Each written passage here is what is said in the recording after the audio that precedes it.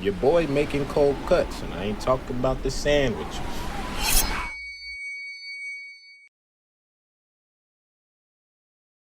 I felt like music was always very consistent in terms of helping me express the things that I didn't realize I was feeling. A lot of creators have talked about this too, but it really becomes your job to create. That shit can kill your creative drive. Creative expression impacts not just your identity, but your development. I found myself obsessed with the idea of development. And I kept telling myself, like, don't give up on the dream, don't kill the dream.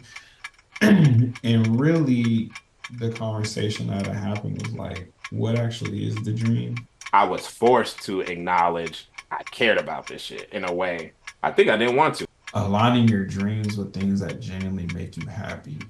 It's all about how it resonates with your ego versus how it resonates with you. You know what I'm saying? I knew the easy way to get to that job was to lock in and just push through it. It's like you got to do that sometimes in life, but when that becomes your default setting, it's like you start to actually miss out on a lot of things. Reflect and be like, what was the version of me that I liked the best? Like, when was I most happy with myself? Like, that was like a real conversation I had. I think it's safe to say we got deep. Is that pause? Yeah, that was crazy. That was pretty wild. Yeah.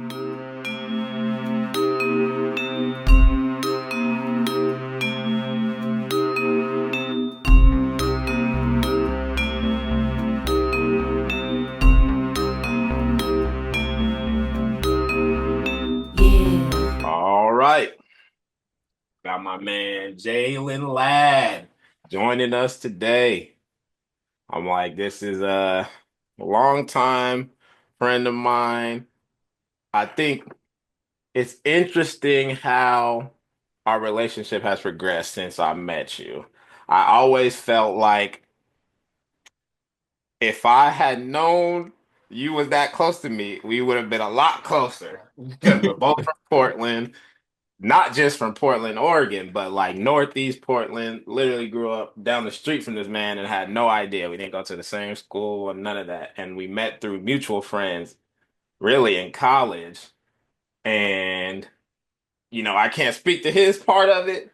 I'll let him do that. But for me, I always felt like you were one of the people in the group where I always felt like I wish I had more time for us to kick it in and like put in the time that it takes to build that kind of friendship because I've always felt a resonance with you. And like, a lot of stuff that you share, I feel like even when I don't agree with it, I agree with your line of thought and your reasoning. And so that's one of the reasons why when I started this, I felt like you would be a great candidate if you could make the time just to have a conversation like this, even though we don't really have a lot of opportunities to engage in this way. But again, it's like topic wise too, of like, I know you've got a deep love for music and you understand a lot of the things that I think I'm planning to get into today. So with that, I'm like, if there's anything else you want to speak to or add, passing you the mic. Yeah, bro. I mean, yeah, we grew up like 5 blocks away from each other. Damn shame. And I mean, I'll second that what you said. Like, my friends growing up did not live near me. So like it wasn't like I got to kick it with Vic or Tyler like on a daily basis, or just like could get up and just go kick with them, had a plan.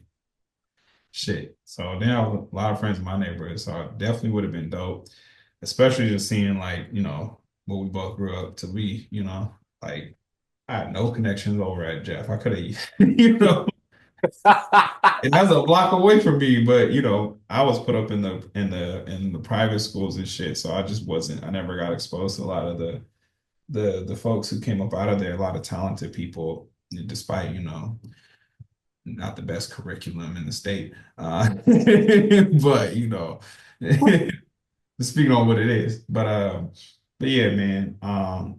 Excited to be here, man. I remember, were you ever on the Combined Culture Radio? I'm pretty sure we had you on for an episode, right? Yeah. Yeah. So So Yeah, this is just running back something back that we did what years?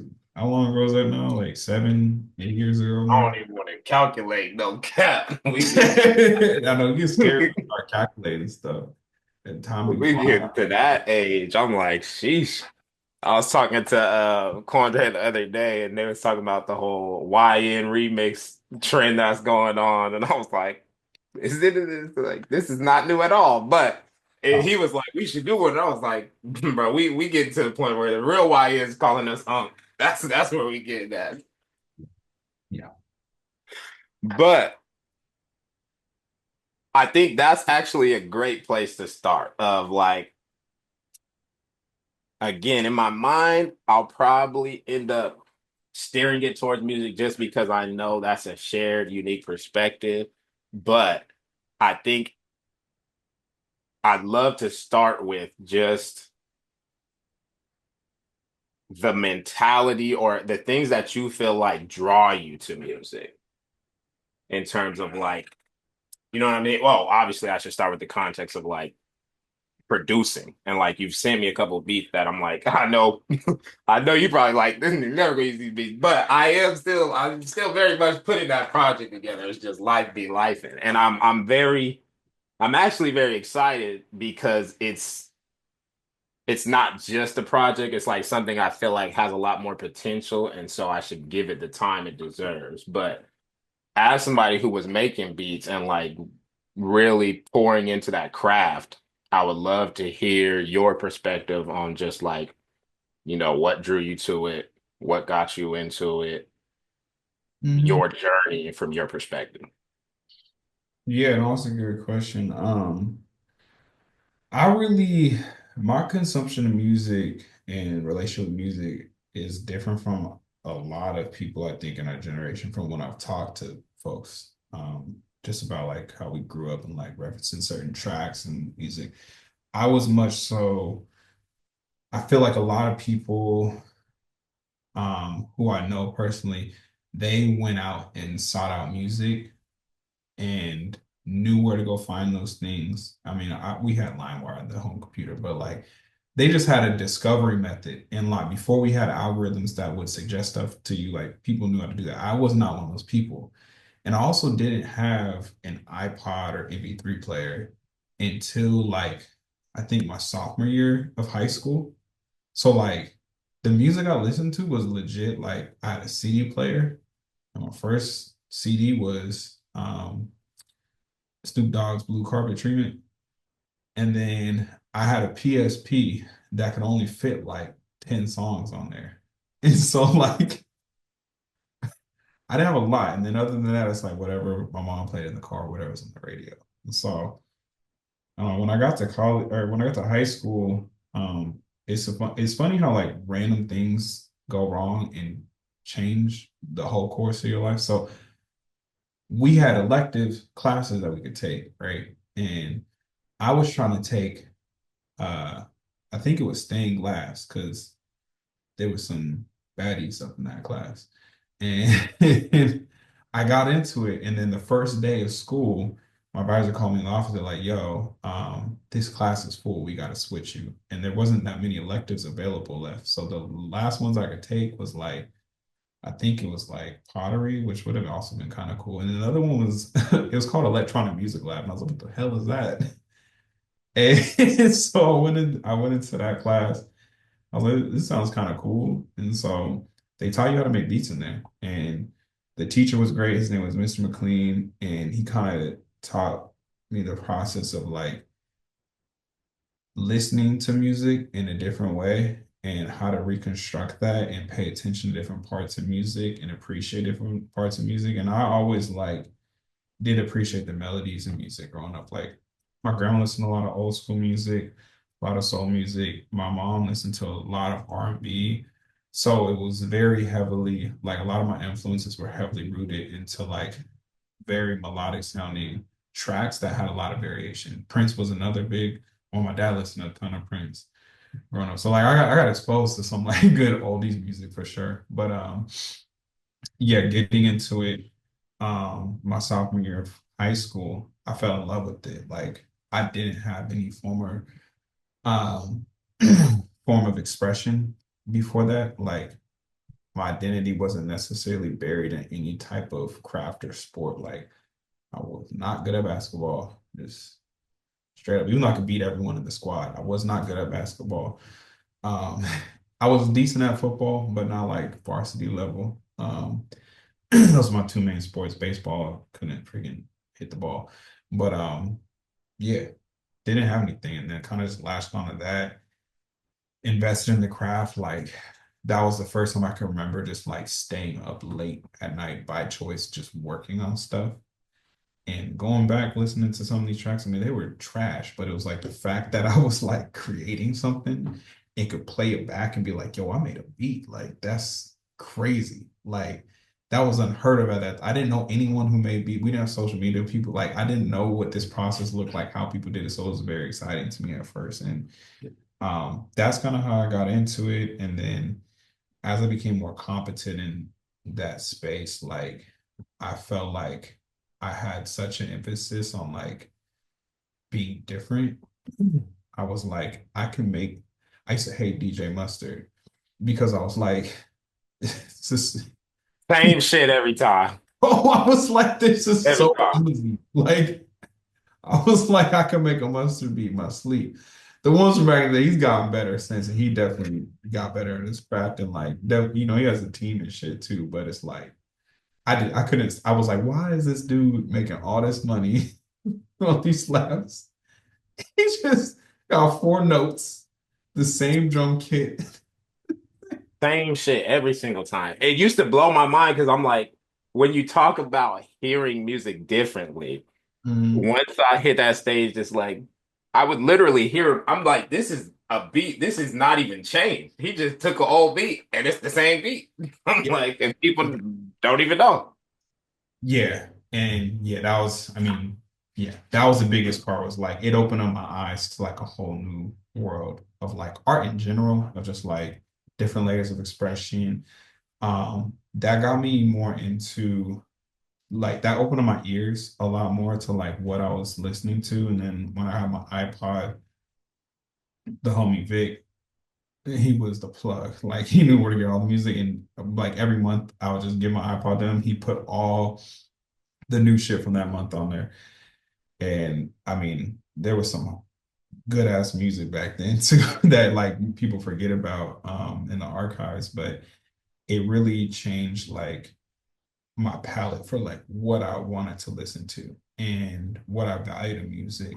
And there's two different spectrums of it where it's like, or two different ends of the spectrum on it where it's like, I like my stuff that slaps and just as hard and might be some ignorant shit, but then there's also like the stuff that's a little bit more poetic and has deeper meaning, um, and has a little bit more instrumentation involved into it. And so I started gravitating towards artists like Frank Ocean, like Kendrick Lamar. Um, was also still fucking with rappers like Los back then and like Corey Guns. Obviously, like some of the mainstream cats, Lil Wayne. Drake was up and coming back, or no, he was popping back. Tiger Heisman, don't forget All about the the cash money, young money. yeah, bro, all that was my shit. Because there were some beats in there, like I remember, and it came up the other day. The "Look at Me Now" song came on, and like I remember that beat blew my fucking mind. I was like, "What the hell? How did they do?" There's just certain things that was like you start to think about certain unique sounds. You're like, how are they doing this? And then go and try to reverse engineer that. Like that's what I fell in love with the process. And I think this is a great place for me to jump in before we go to the next leg of this, because I love all of that. And I love starting there. And I figured we would have a lot of similarities just because of the resonance, but a lot of what you're saying is a lot of what my path was growing up too, of like I really wasn't trying to get into music at all. For somebody who's still like making shit and working on it, I really think for me, I was playing a lot of sports. I was doing a lot growing up. Like I was doing all kinds of stuff like sports, extracurricular activities, even though I'm from Portland and I grew up here, I moved around so much it's hard to even fathom now as an adult of like just every year different school back and forth between my parents. And so I think that put me in a space of something was always like just different. Everything is different of like different school, different people, but even different activities. Like even when I played the same sports, it's a different team, different program, different structure. And so it took me a long time growing up to realize how consistently I was engaging with of like from the time I was a kid, I used to have these notebooks of like these corny ass remixes of like just, instead of cry me a river, it's fry me a chicken, and shit like that that my family would always bring up, where I'm literally just rewriting the whole song on some Weird Al Yankovic type shit before Weird Al. And I think I didn't realize the relationship I was developing with music, and that's why I love like a part of what you're saying helps to contextualize it in that way of like when I was young, I didn't really become aware of it consciously all until I was in high school, until I like was having these conversations with family members and they're like, you've been doing this since you was a kid. And I was like, I didn't consider any of that. I wasn't even thinking about it. And then I would go back and find all these notebooks with all these songs. And I'm like, God, this is trash. But in that same vein of like having been able to go to that place that you go to when you're trying to be creative in any way, but specifically with music, when you're talking about the special process that happens therapeutically of like trying to express something that is really been repressed. And I think that's for me where that expression piece was coming of like moving all the time and like just going, next thing, next thing, next thing. And like that pursuit, I guess, of like trying to achieve so that I could leave and get out of this situation and like not repeat this cycle. I felt like music was always very consistent in terms of helping me express the things that I didn't realize I was feeling. And so when my parents, they had my mom actually used to do promoting and stuff when she was way younger and like was trying to get into music. So she would be on the left side of the spectrum, like lots of R&B, so but like gospel music. And then my dad far right, like all gangsta hip hop, like Too Short and all that shit is like so I was getting a full range of exposure to where by the time I hit high school and I really started trying to figure out what kind of music made me feel a type of way, it was always polarizing, which I didn't think was a good thing at first, but I really liked because I could appreciate a large range of music for different reasons. And it's like that's so like a lot of what you were saying is just like I feel like with music, you resonate and you stay in a lane, but I think that's part of why I wanted to have you on here too, is like you have shown to be somebody who can appreciate a range of things. It's like even if that's not what you're on, being able to articulate the value in it and understand the context and the time that it's, not necessarily appropriate, but the time where it would hit. You know what I'm saying? Like some people, it's like, nah, they're not feeling it. They can't separate that I'm not messing with that and that's trash because they're two different things. Sometimes they're a lot overlap, but I they're mean, not the same. I think with that though, there's I think a lot of people, what restricts them from appreciating other things is their identity is too tied up with their music. And Mhm. I mean, particularly, I can only speak from my experience, but like I witnessed it a lot where like, especially like hip hop heads, like people who are fucking with rap, they think it's a violation of their character to go bump some, I don't know, Ed Sheeran or like some MGMT, right? Whatever it may be. And so it's like, and I know not to play certain music around people because I'm like, I'm gonna get laughed out of here. But I'm not ashamed. I'm not ashamed of listening to it. It's just a matter of like, I'm not gonna play this at the cookout or like at the barbecue. And have people turn Know that your shit up. You know audience. what I'm saying?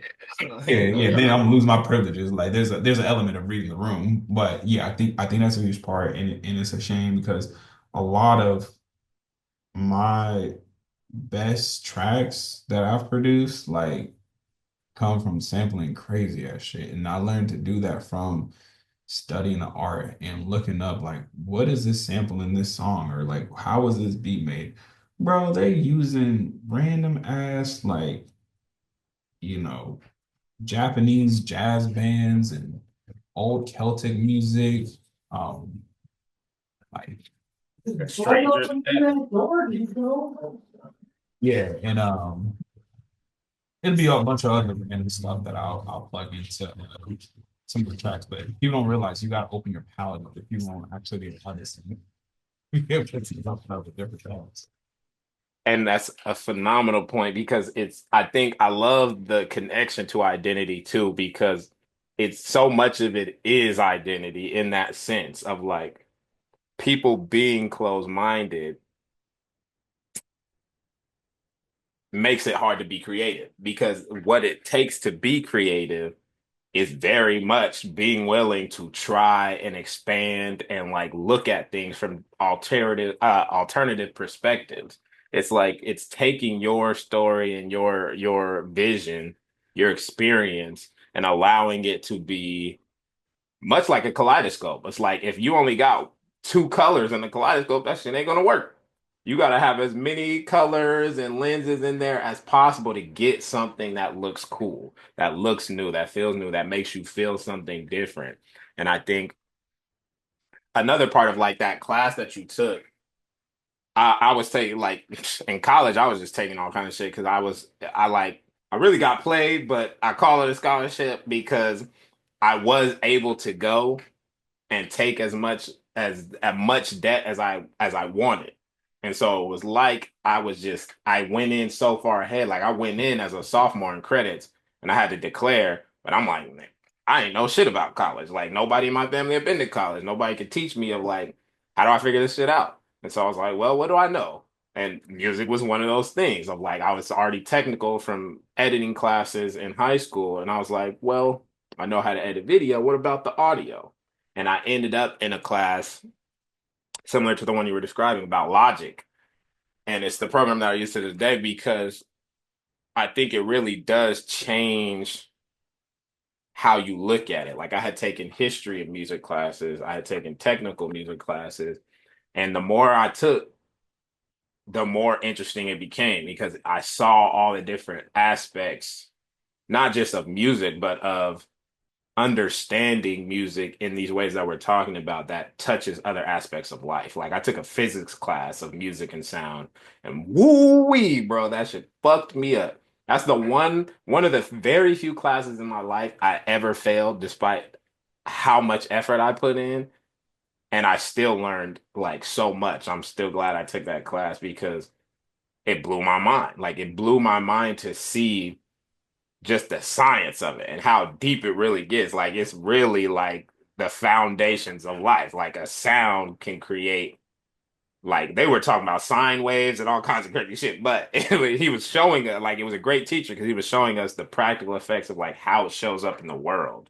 of like, an attack or the same sound that is, a soothing thing can literally kill somebody if you make it aggressive enough. And so it was interesting to think about these things in this way. And I think it opened up my mind at an early age in a way I wasn't aware of until much later. Yeah, I remember taking a class at PCC because I had to finish up.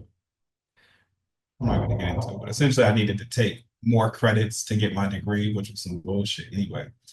So I took a music class that I just clipped in because I was a beginner music class. But we learned some stuff about the history of it, and it's wild. Like a lot of the stuff we have now actually came out of like World War II, like Nazi scientist shit. With like, I was like, what? And like, yeah, they use a lot of the like radar technology and shit that they were developing there, and that's how they developed like sine wave technology and synthesizers and shit. It's crazy. That we're still using to this day. They're using to this day. Wow. And Massive. I feel like it's one of those things. So this brings me to my next larger question and like the leg of this. When we think about, how we got into it, I think the next interesting question is where you feel like the distinction hit of like, I really love this idea of like people, it's very normal to make music your identity because of how it makes you feel and you engage with it and the power of it. I think that's understood, at least subconsciously. I think the more interesting question is like the people who can separate of like, and that's one of the big reasons I wanted to have you on is like for somebody to have passion for it but not pursue it because I know you, I know it's not, it's not a you thinking you don't have the ability or you should say it's not a lack of skills or an ego thing. It's more about just following your path and like knowing what's for you and what's not for you and being able to place or prioritize appropriately things that are for you that make you feel good and things that are a deeper draw, like what you want to build your life behind and those kind of things. Does that make sense? I feel like Yeah. I made it No, clear. no, I got you. I got what you're saying. I mean, I'll talk about like my experience with like my aspirations for music and how that's changed and like what it means to me now. Like that's kind of what you're getting at, yeah. Yeah. So I mean, when I first started, bro, I wanted to be fucking next super producer. I wanted to be like Lex Luger or Mike Will made it at the time. DJ It Will. I had some corny little DJ tags on my shit too. I had a couple of tracks. I have some good ones too, but yeah, I would try to develop little signatures. But I mean, high school, I just found a talent of mine that I had. And, the first time I remember someone hopped on one of my beats, I was like, it felt real. Like, I was like, bro, I was like, this could blow up. And somebody listen to it, that shit ain't going nowhere.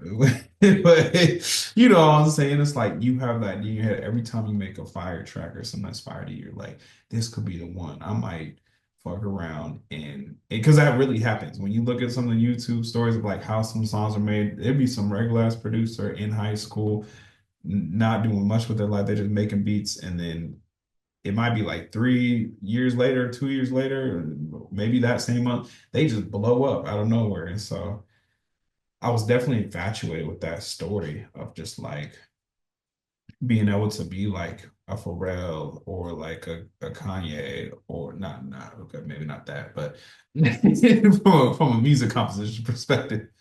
But you know what I mean? Uh, I had aspirations of doing that, like, because I really love doing the work. But one thing I realized very quickly was my output was not as like it was not strong. Like I wasn't the person who would make 10 beats a day.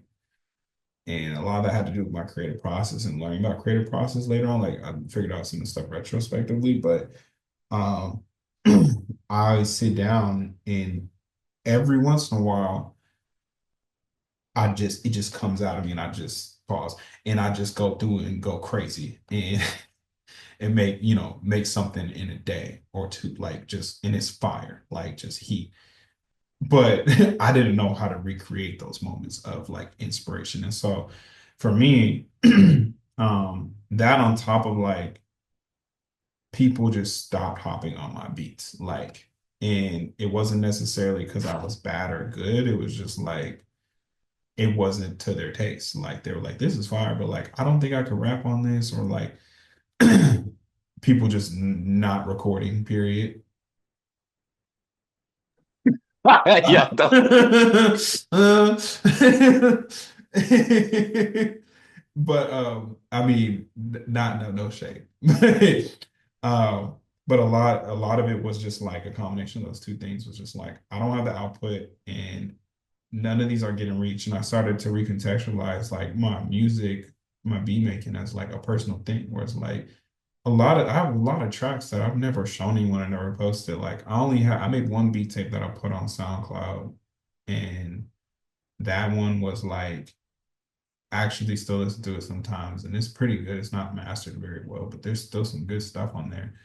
Um, and then really, I think what put a halt to it all, I shouldn't say complete halt because I still do stuff, but like what really killed my momentum was I had my computer stolen my junior year of college in the summertime.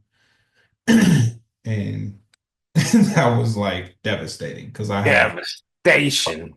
I had like 5 years of just like hundreds of tracks that I've been working on throughout the year, samples I've been working on, some finished stuff that I never. There was one song that I exported the day before it got stolen, and it's still one of my favorite songs. I need to recreate it because that I didn't have time to mix and master it. But um, after that, I couldn't afford to buy another laptop. I ended up getting one because my dad worked at Intel, but I couldn't afford to buy Reason, which was a program I used.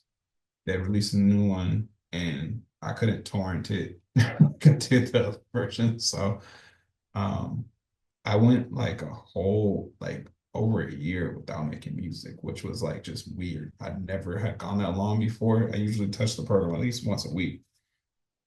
And so that I went pretty much cold turkey on it. And then I think late senior year, I got uh my dad got me the program for like my birthday or something like that. And I got back into it. I made some good stuff after that, some of my best stuff after that, but like that, like getting back into that flow and that rhythm and like process, just it was never the same after that. Like when you take that big of a gap, it was just so hard for me to get back into like, oh, where are these sounds again? And like, what are these melodies? You know, like it crippled me in a way. So um that's where it really slowed down. And then after college, I did some work. That's probably when I made my best beats, but I was so caught up in survival mode of like, I need to find a job. I was like, this isn't gonna pay the bills. And also the other piece of it too was knowing people in music and getting mentorship from them and then to, like this shit is very glorified. Making beats, like being a Metro Boomin is not a realistic goal. Like it sounds shitty to say, but it's like there's one Metro Boomin. Most producers aren't doing that much work and can't get that much work and don't get paid that much and are constantly fighting to get bread and constantly getting stuff stolen from them. The real money is really actually doing stuff for commercials and scoring things. Those motherfuckers get the real checks.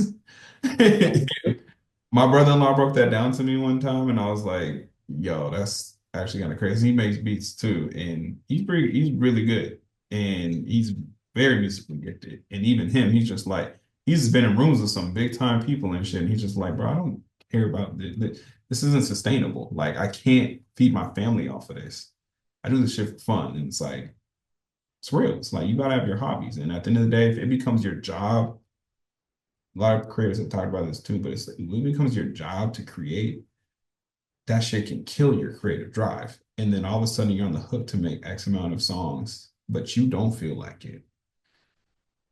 And Now, you can recreate that magic that was motivating. yeah, some people could do it, but not me. And I know how I feel about that. And see, that's another thing that I find is so interesting to like even people who don't make music, because that's really what we're talking about. We're talking about creative expression, but not as simply as that. Of like, it's one thing, there's a lot of ways to, make art and all that shit, but when you start talking about how creative expression impacts not just your identity, but your development, that's really what I was most interested in of like because there's always that moment. It's like when you start pouring so much into something that you're not expecting to. Like once you have, because everybody has that desolation, that moment where you're like, where you realize it's like, every, even if you could be Metro Boomin ain't happy. Look at this shit with Drake. Like this man's all he was peak of his career, just disrespected and ain't heard from him since. But that's besides the point of like when you have to come to terms with realizing it's not worth it. It's not worth it in that context of like in a real life context.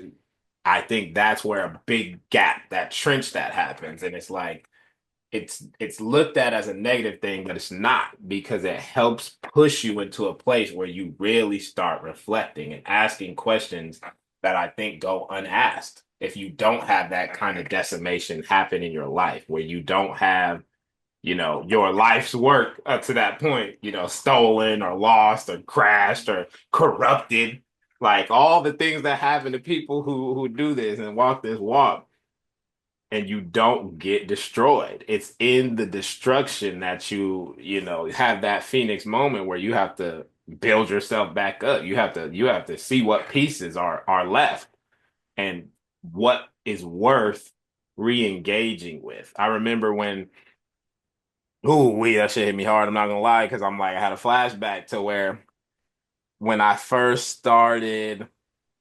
I used to just record my shit on the phone. Like I was one of those people where I really like I've been doing this shit my whole life, but I really was that guy acting like I don't do this shit. Like this shit ain't for nobody. I ain't trying like this is for me. Like I'm rapping because I got bars, nigga. Like it's that simple. I'm like, and I'm recording this shit and it sounds terrible, but I was like, but did you hear that bar though? And once I really hit that point where I was like, well, I'm taking all these classes. Let me see if I can make it sound good. And then once I turned that page of like really getting into the craft of it and getting over that, natural, what Erica Badu said, like, I'm an artist and I'm sensitive about my shit. It's like being able to separate from that and the sensitivity of it.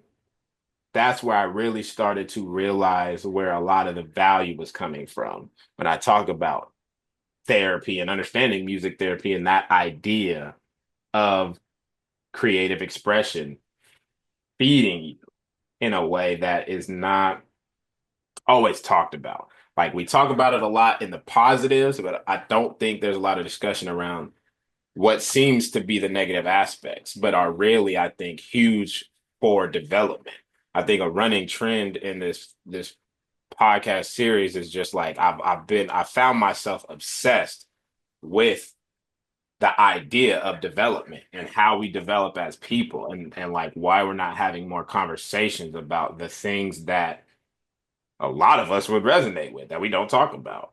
The things that push you into the next stage of your life, like make you start questioning. Like so much of that shit happens in the adult stage when you're smacked with life and all that. But I think for people who, you know, didn't have as much I guess protection or like, sheltered like you should be as a kid, it's like you wake up a lot earlier. And it's like you take on those traumas, yes, but you also start evaluating, like questioning and like asking those bigger questions, being focused on the things that are coming down the pipeline of like when you talk about like, oh, I gotta get a job. Like some people really don't think about that shit until they like 6 years out of school. They're like 26 and shit, like, oh shit, what am I gonna do with the rest of my life? Why am I doing these things? Why do they bring me joy? Like all those kinds of questions. And I think music, at least for me in my path, was really instrumental in that because I was forced to acknowledge I cared about this shit in a way I think I didn't want to because I understood the industry and like I seen it. I seen what's happening to these people. Like it's not hidden at all. Like everybody talks about that piece of it. They're like the diddler and all this shit that happened. Is like I was always of the mind like it ain't even close to worth that risk. The money ain't worth it. I was never really pursuing that, even when I would thought I was. And so it's interesting to sit down and have this kind of conversation with somebody who can really understand the path. Yeah, I feel like to touch on like a little bit of what you're saying of like it's almost like the disillusionment of like your dreams. Like the hard part for me was like I kept telling myself like don't give up on the dream, don't kill the dream.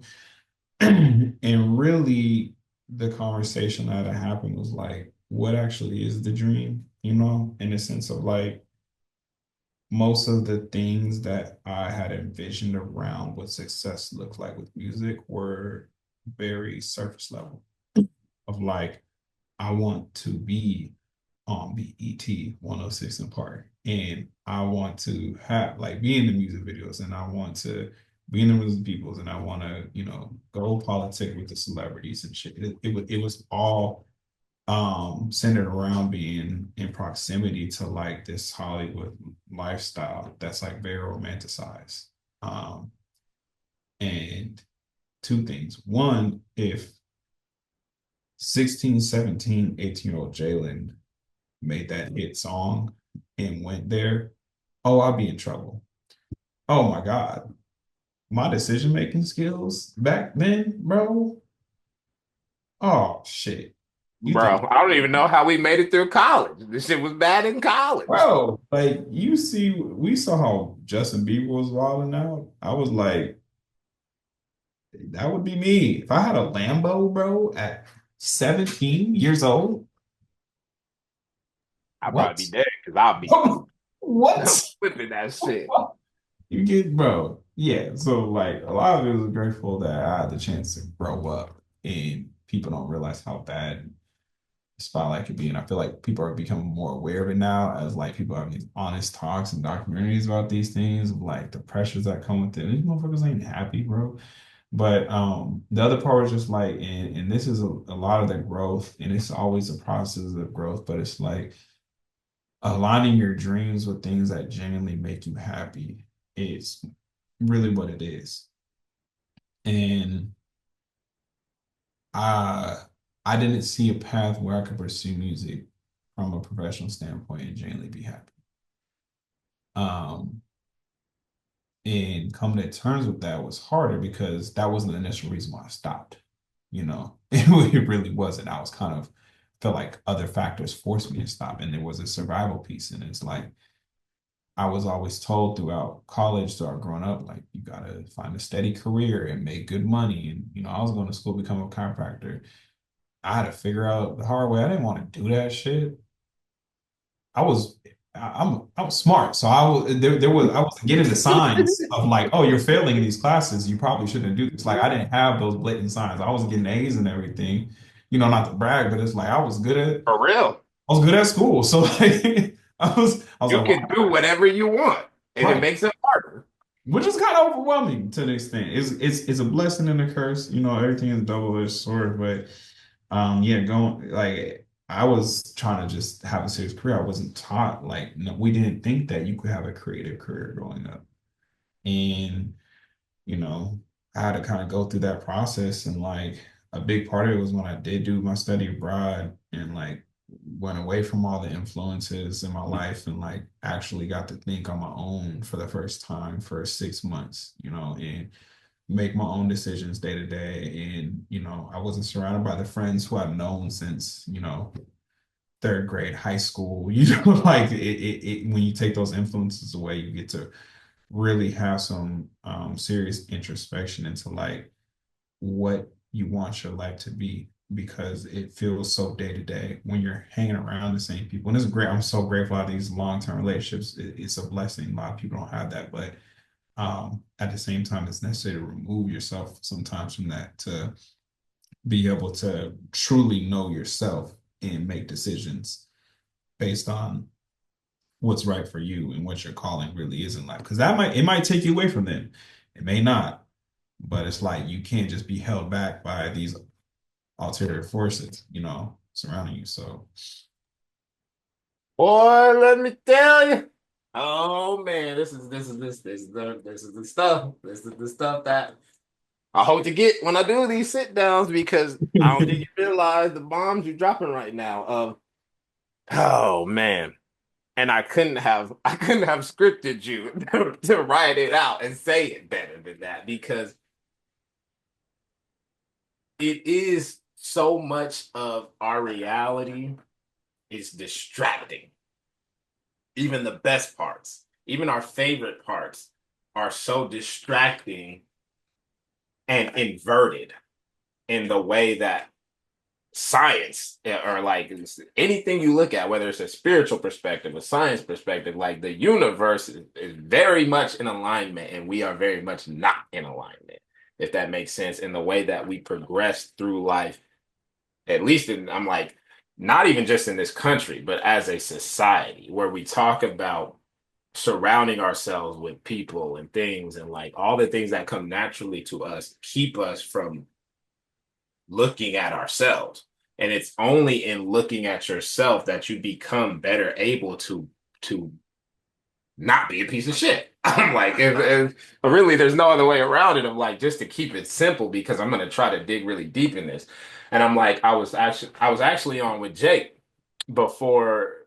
I think he was the last episode of like, and I was just telling him a lot of what I'm about to tell you, what I'm realized about myself in taking these kind of spurts that you're describing where I get to just be by myself and think and see myself of like the benefit of having a group like we have is like we are all very different, but we all have a lot of overlap and similarities of like at a core perspective that we never really have to discuss or talk about. But I find myself as I continue to grow into adulthood really understanding that I, as a human being, value certain things and the people that I engage with and interact with. And so when I try to sit and unpack, like, why do I feel this resonance with certain individuals? It's like it's everything that you just said of like this motherfucker has thought about who he not just who he is in this world, but like who he wants to be.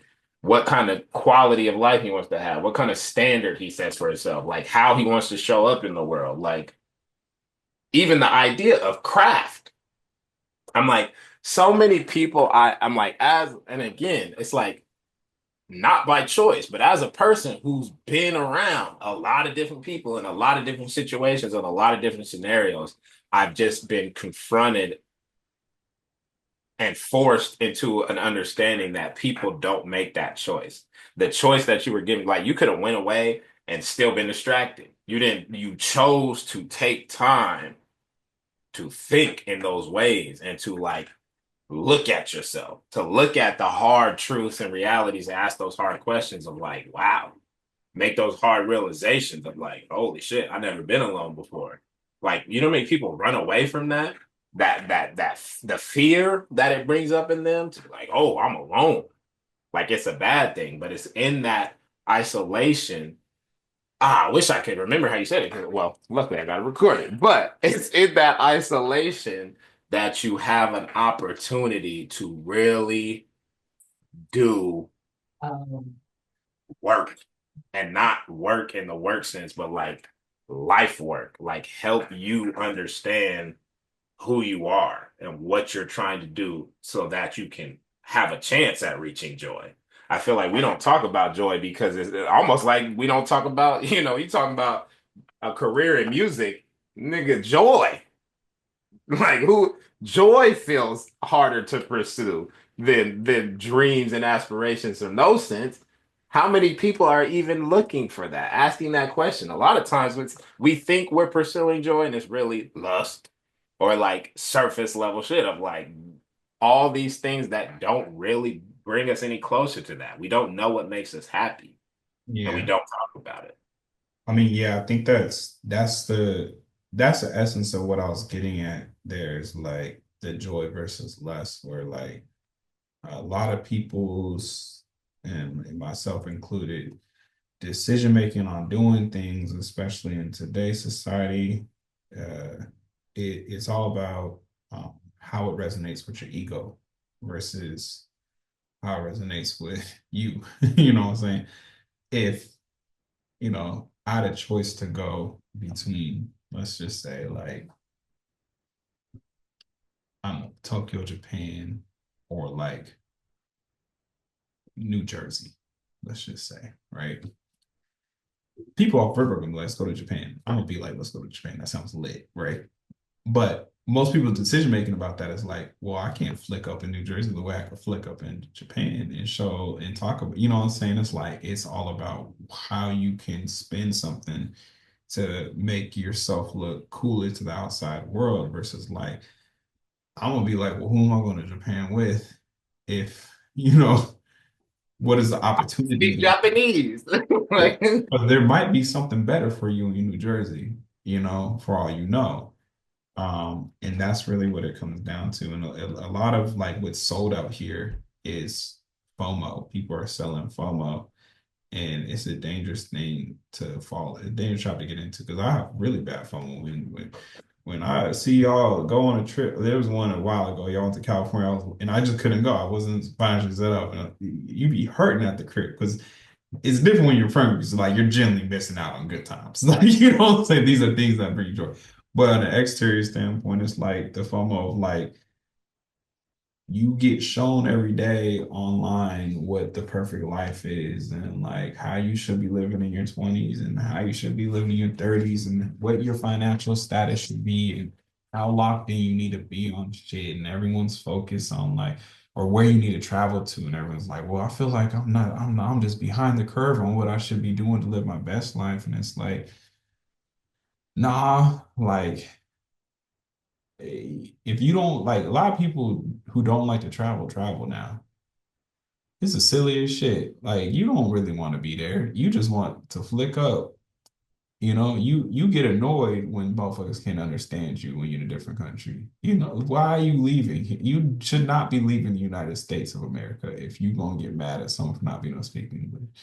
You know what I'm saying? You don't like, staying in a hostel. You gotta stay in a file. You gotta spend all this bread. These places don't have these accommodations. You gotta wipe your ass. You can't flush that shit in the toilet. You gotta put it, you don't like that. Okay. Stay, you know what I'm saying? you're not built for it. Yeah. But my point is, to bring it full circle is like I feel like I had to do so much unlearning, like even in the past few years of just like what it means to like pursue that true joy, like, and not to be redundant on your and Jake's conversation, but it's like it should not be concerned with like exterior images of things. Like at the end of the day, you might come through and shine bright, and people will recognize it because real is gonna recognize real. But it's like that shouldn't be the motive behind it. We should all be able to live these lives behind closed doors with no phones and find happiness in them. The question is why, not even why don't. It's the question I think I've been asking myself and what led me to this podcast series is because I started writing this book that I really didn't want to write, but I felt led to write. And it was really about faith. And I was like, I was having all these weird things happen to me, and I was trying to figure out why. And I was like, this shit don't make no sense. And I had to, when you talk about unlearning and looking at things objectively, it pushed me to a place of like, when I look at why I'm in this situation in this place, because like I never wanted to come to LA. I never wanted to like I didn't want to do any of this. Everything that I've been doing, that if you looked at my life on paper, you'd be like, you've been planning for this shit the whole time. I'd be like, not at all. I had other ideas, plans, and all that. But I found myself in this place where I learned so much from being stopped. Of like I never didn't have a job before now. And I didn't even realize that. Like I worked through school. I'm like, and I didn't even realize it.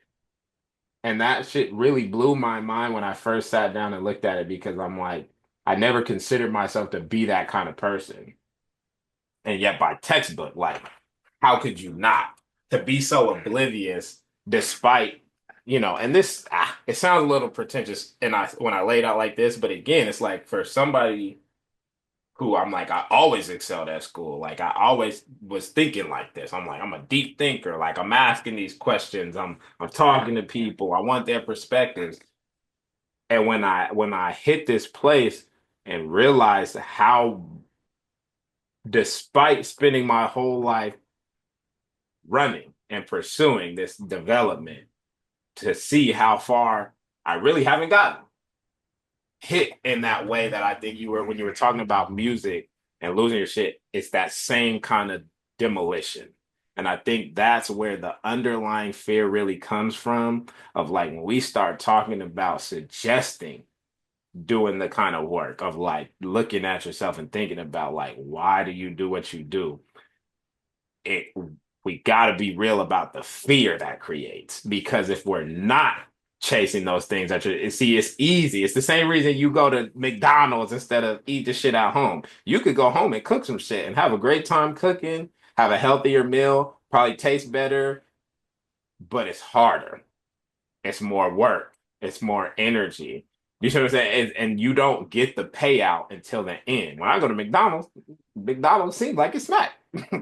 Until the next day where you're like, oh, this shit is not it. You ever be eating healthy and then you look at some McDonald's, you're like, this shit is not it. Like, it's crazy. That literally happened last week because I go through waves, but I've been eating at home a lot more and it's been great for me. Like I just feel a lot better. And then the other day I just was running around busy as hell and I didn't have time to get groceries. I ran out and I had to take the L.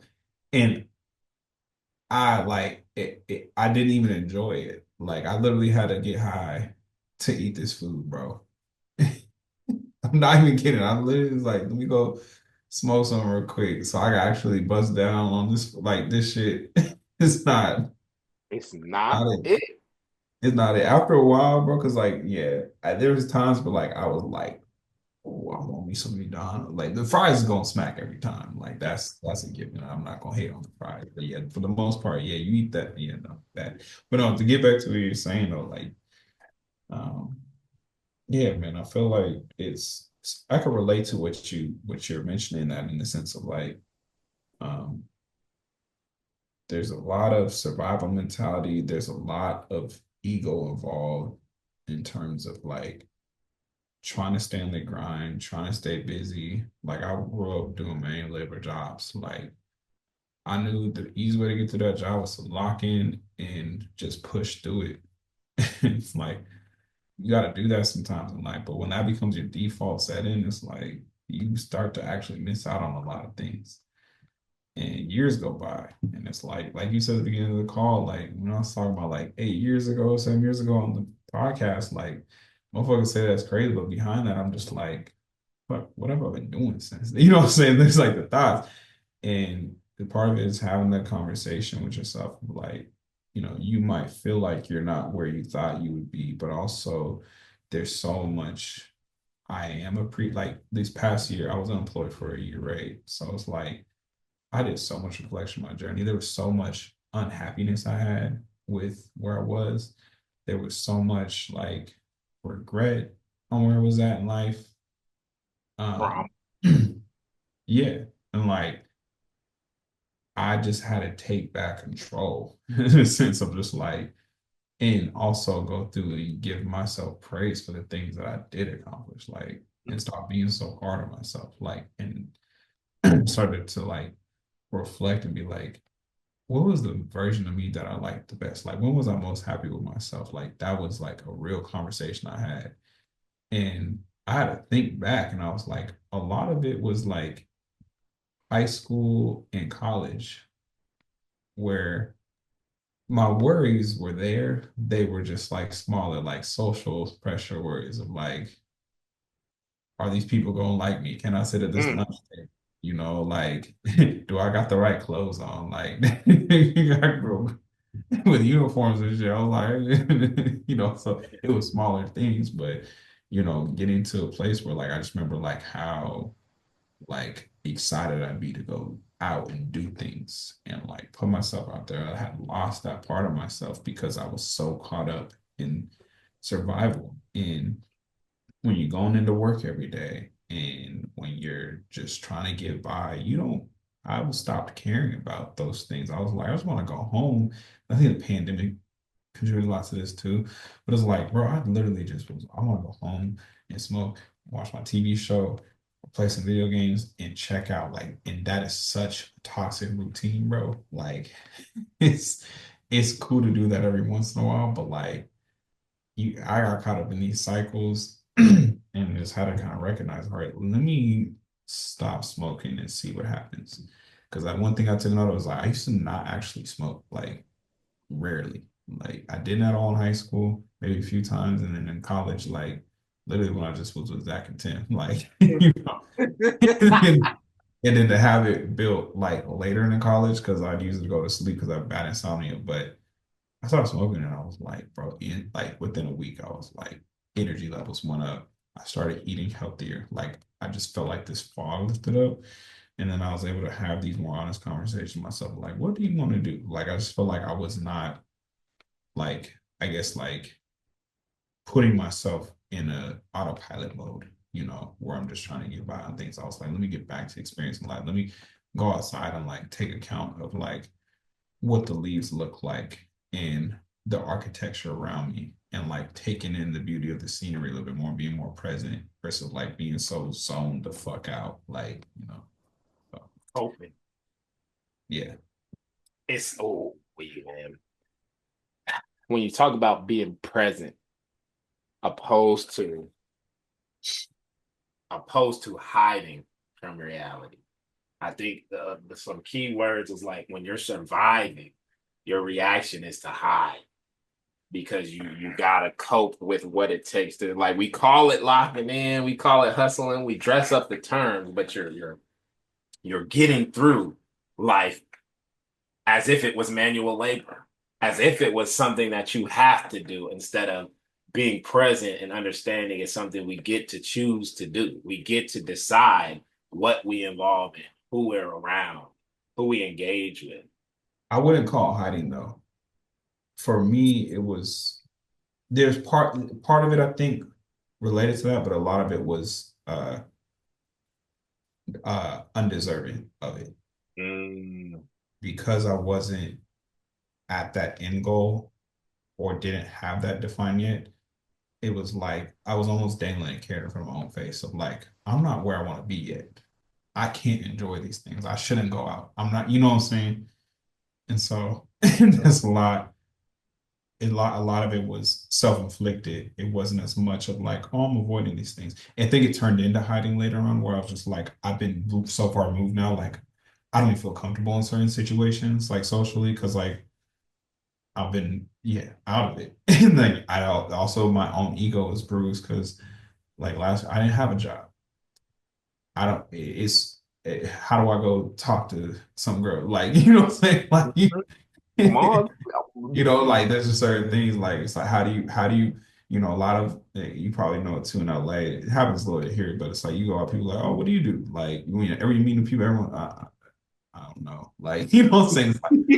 It's like I file unemployment every week, like so it's just certain things like that where I had to create happiness.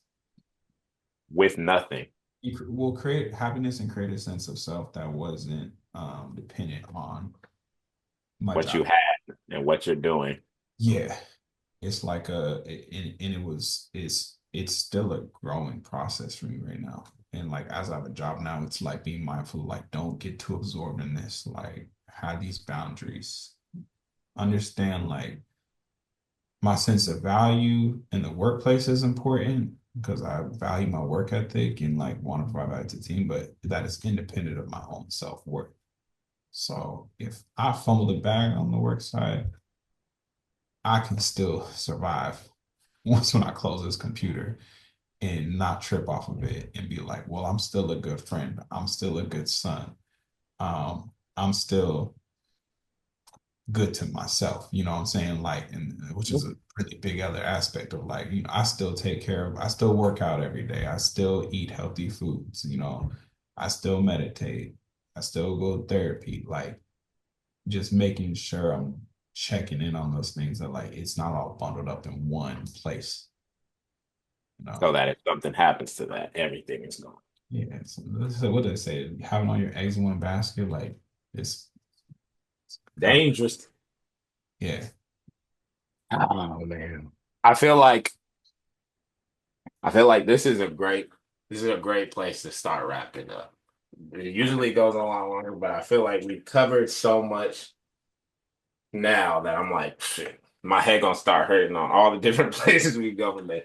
But I think what I want to do this time is, and again, I'm like this may feel weird for you because it's gonna feel a little weird for me to do in this kind of setting, but I think the context is perfect in the conversation that we're having because this is another thing I've noticed of like when you talk about taking account of the things that are good in your life. I'm like, earlier we were talking about, we've made mention of like we have such a treasure trove of individuals who have gathered together. And I feel like as we've gotten older, it's like we just don't have time. It's like we can't get together. We can't do the things that we want to do. But I'm like, on the back of, again, being able to hit you and you still, it's like, of course, of like making time to have this kind of conversation and to be, vulnerable and willing to have the conversation in a real way. It speaks to your character. But even deeper than that, of like, as somebody that I've known for years and like, we not being able to hear it enough and say it enough because we all get together and we back on our bullshit of like we created a nature of like for me sitting down and taking account of who do I know, of like who do I want to sit down and talk with. I'm like, you got to understand it's like you were a person who jumped out in that list, and that's not for no reason. Of like, again, it's like we didn't grow up together every day. It's like I don't know the ins and outs of your day. I don't get to talk to you every day, but you got to understand it's like despite all that, everything that's coming through regardless of like the times that we do have together, of like being able to see who you are, of like your energy carrying and doing a lot of the talking besides the words that are spoken. I think it's very important. It's always been very important to me as somebody who's like, people don't think I'm an introvert, but I am. And it's like as soon as you meet me, it's very obvious to see. It's like I don't really like being because it's like that was my whole life of just like everywhere, all the people, and it's like people are a lot, and it's like when you get conditioned into seeing and noticing things subconsciously, it's not something I could just turn off. And so it's like